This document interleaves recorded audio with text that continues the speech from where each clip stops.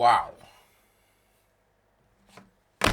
And with that, the 2024 season was done. F1 2024 is over. We're now into 2025. We're currently in that little break between, like, we're closer to. I think we've crossed it now. We are closer to the 2025 season than we are to like the start of the winter break. So we're in like the later end. The February is gonna be here soon. I know it's like early January still, but February is gonna be here in no time. And then you've got the that F1 event they're doing in London in the O2. You've got the unveilings. I'm sure Red Bull are gonna have such a creative livery this year. But damn, what a season. I think one of the main things I took away from that season is that it wasn't boring. Like, it wasn't bad. At the start of the season, everyone thought the season was going to be horrible, but it kind of mellowed out and then, it picked up. It picked up real quick. What was it? 7 different motor pointers because Checo was horrible. I know it was Checo horrible. I mean, I was going to make a comment about Daniel, but Daniel wasn't Daniel wasn't nearly as bad as Checo, in my opinion. He just wasn't better than Yuki, which is like a standard. And obviously, I'm sure most of you have seen that Yuki Tsunoda didn't get the seat for Red Bull, even though Checo got axed. So both Checo and Daniel got axed. Lawson went from no drive to a Red Bull seat. Yuki, despite beating all of his teammates, didn't get the Red Bull seat. I'm sure that had nothing to do with the fact that he's Honda affiliated. I was thinking about it the other day, right? Yuki didn't get the seat because of his Honda affiliation. Okay, isn't that racist? Am I? I know you're not guaranteed anything in Formula One, but that's got to be racist, right? That's got to be racist. If Yuki wasn't Japanese, he wouldn't be affiliated with Honda, and the fact that he is affiliated with Honda is the reason he didn't get the seat. So if you think about it, him being Japanese cost him his seat. It also gave him a seat in Formula One, but it cost him a seat in this instance, which is technically racist if you want to go definition for definition. If I had to pick like my favorite race this season, I'm just running through topics. It's good to be back. Hello and welcome back to all 2,856 members of this channel. I think that's roughly where I'm at. I'm happy to be back. Took a bit of a layoff at the end of the season. I just kind of enjoyed the end of the season as a casual fan. I mean, I'm always a casual fan. Don't let the videos fool you. I don't know more about F1 than your average goer. I kind of wanted to just sink it in and just, watch the races, not have to worry about making no videos or whatever. Hopefully this off-season series should be a bit more consistent leading into the new year. I kind of want to go back to just making videos I enjoy, making dumb videos about F1 takes, F1 opinions, saying all sorts of stuff that, I like, that I don't like, yada, yada, yada. But what was I talking about? My favorite race for the year. I think, okay, it is Silverstone, but that's like a cop-out because I'm from the UK. So I'm going to say Brazil. Brazil was Brazil was nasty. And I still, what's it called? F1 posted something on like social media or YouTube or something. And they asked all like the different presenters, like, what was like the most incredible race or your favorite race or the best race. And I know it's just personal opinion, like, whichever one. None of them picked Brazil. Nobody picked Brazil. Somebody picked Hungary. Who the hell picked Hungary? It was either Hungary or like Miami or something where Lando Norris won or Oscar won. Those were not like banging races. They weren't banging races.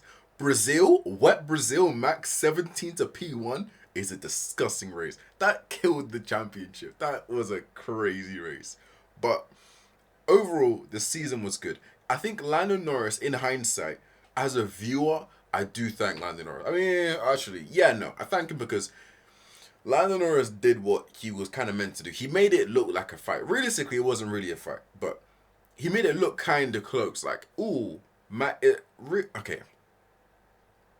Max Verstappen only really was in the clutches of Lando because of his car's performance, not because Lando was just, so good. The main thing that I'm like thinking about is how I think it was 6 races in, whatever round Miami was. Till then, it was like, okay, this is all Red Bull.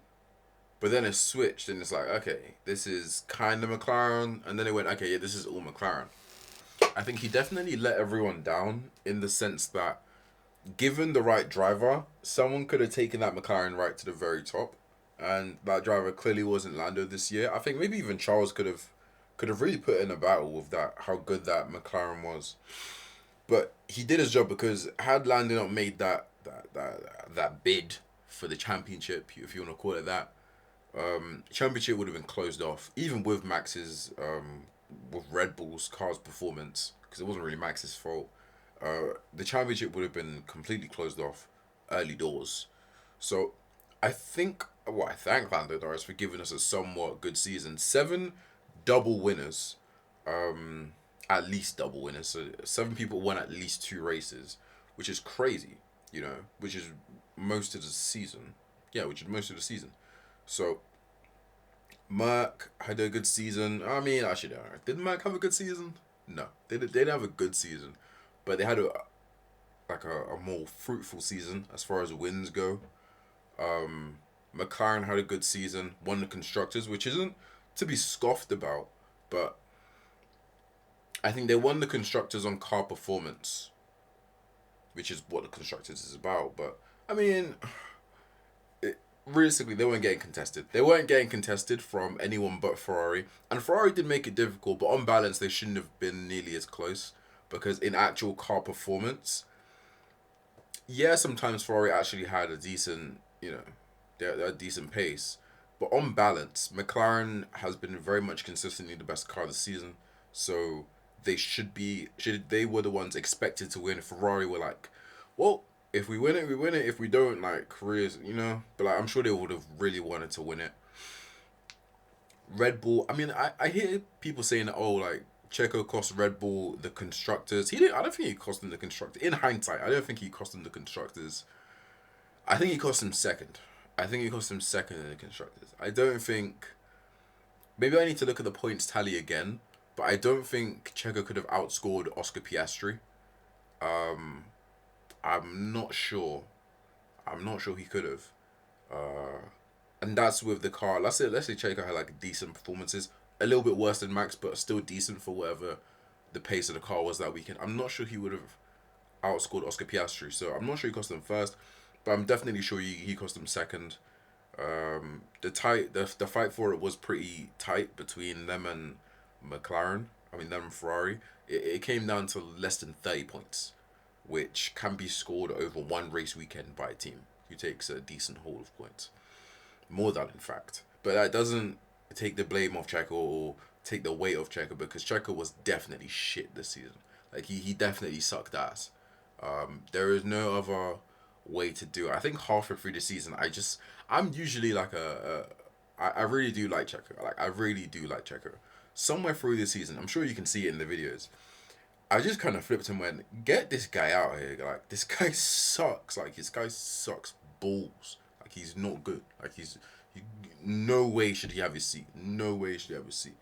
And I take some of those things personally, because F1 is one of those sports in which being good sometimes can look like it's like a real afterthought. Like, being good enough to be in a seat in F1 sometimes can feel like it's such an afterthought by the teams, by whatever, it's all sorts of commercial and oh, we want to send this type of image and that and politics and da da da. So when you have a driver that's not good, it's like, okay, now I really want you not to be in that seat because you don't deserve it. And I kind of feel the same way. It's like, well, someone else, okay, can you make it to F1? It's like, me personally, it's not that I feel like I can make it to F1. I knew if I was rich enough, I'd be able to make it somewhat into F1. I know. If my parents were rich enough and they really wanted me to be an F1 driver, I'd be an F1 driver. I know I'd be decent at the driving, because I'm a good driver. I'm decent at driving. And they just buy a team. Hint, hint. But, I mean, obviously Lance Stroll is the egregious option here. Well, he's the egregious person in this. But the ability to self-insert yourself with money into a sport is obviously is destructive to the health of the sport. But it's like, I shouldn't be able to say that, but like, can you really guarantee me that if I wasn't, the son of multi billionaires, I wouldn't be in Formula One? And I was like in karting from the age of whatever because they could afford it and they could afford me spending 2 million in Formula Two every year. It's like, can you really like guarantee me I wouldn't make it to Formula One? Probably not.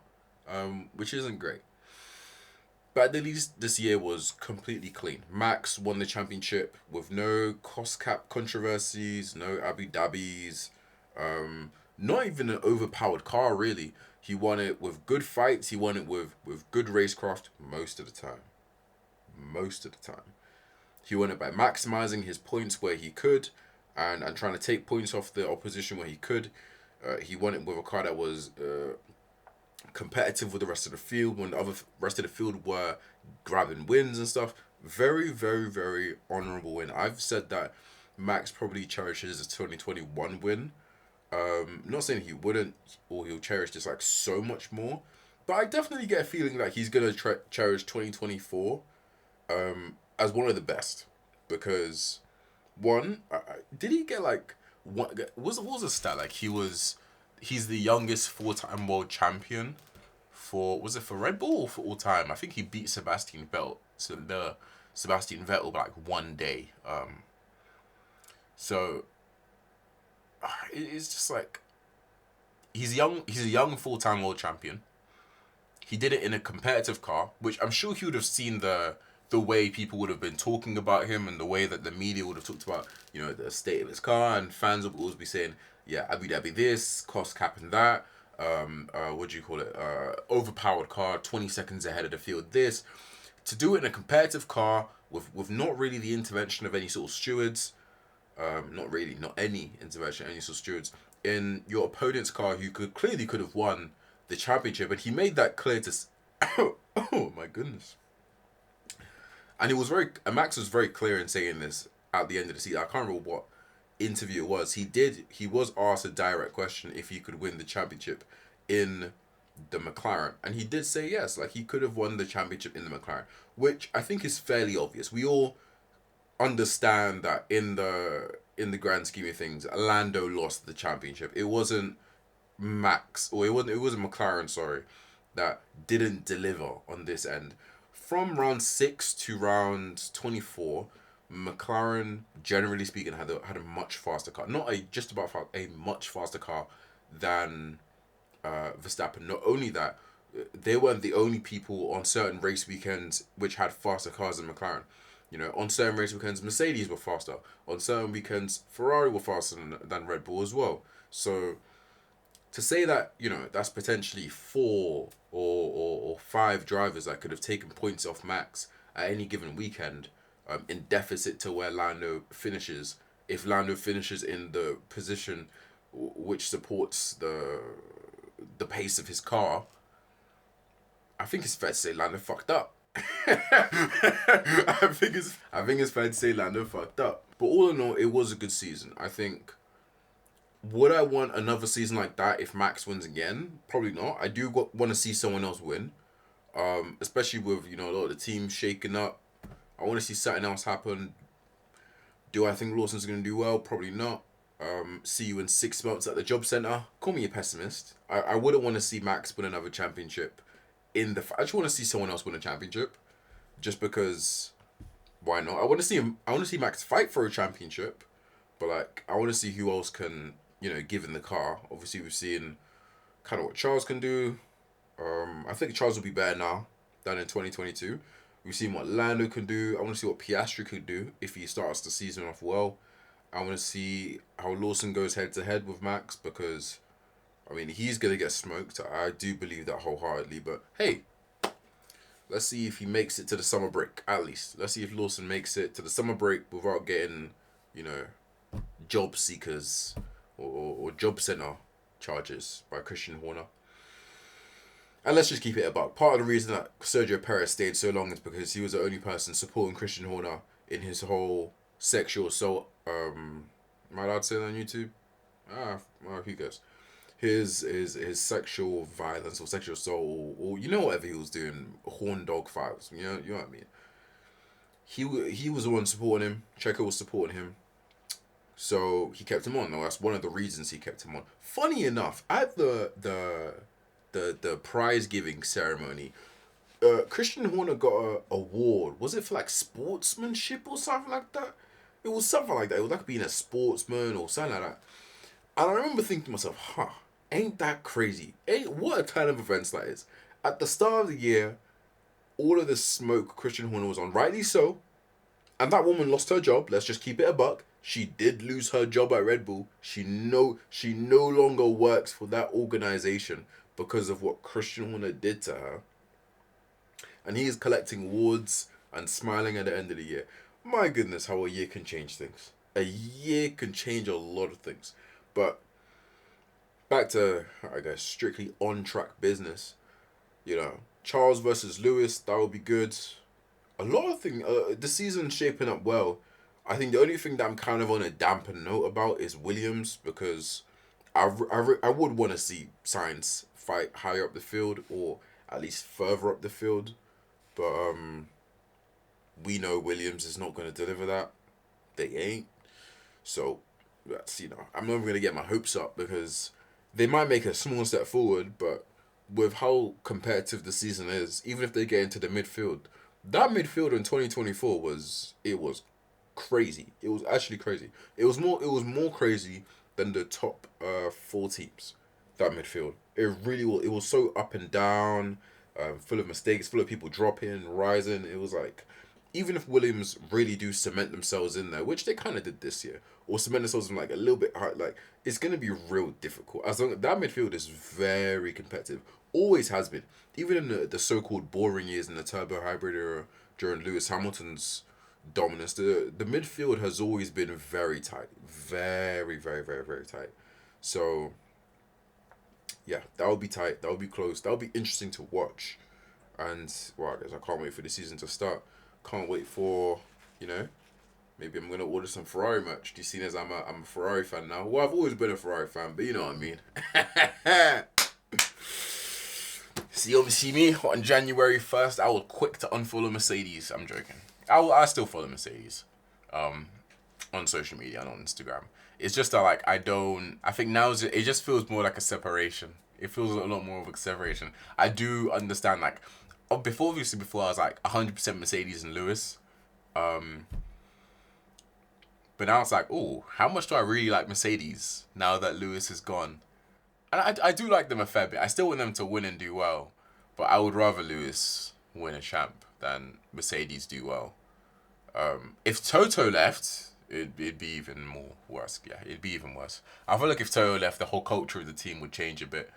But that's just my opinion. Yeah, I'll see you in the next one.